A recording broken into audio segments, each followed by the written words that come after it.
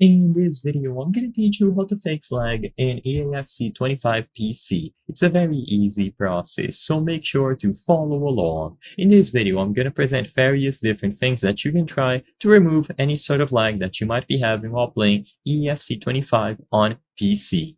So you will be able to follow these steps in order to address any issues that you might be having. So the most straightforward way to deal with any sort of FPS drops or input lag is to go over to the settings inside of the game. So before starting, go over to the game settings, display configuration, or graphics, and you will be able to change a bunch of stuff.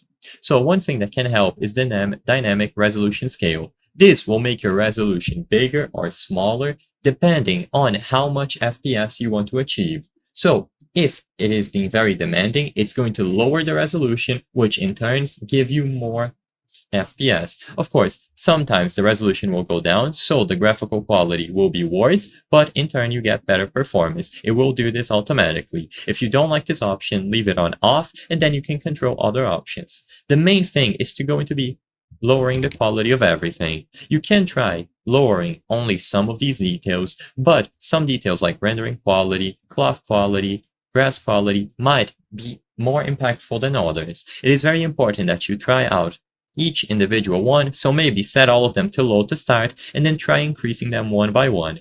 See which performance and graphical qualities satisfy you, and you will be able to find a good middle ground where the game still looks good and you will be able to get the maximum frame rate possible.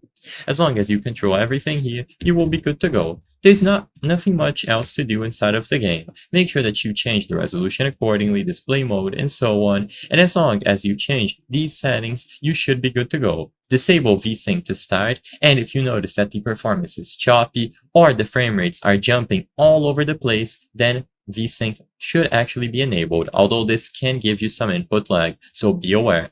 I would recommend trying to keep this off, but if needed and you notice that your FPS is not stable, enable it instead. I hope I was able to help you on how to fix lag in EAFC 25 PC. If this video helped you, please be sure to leave a like and subscribe for more very easy tips. Thank you for watching.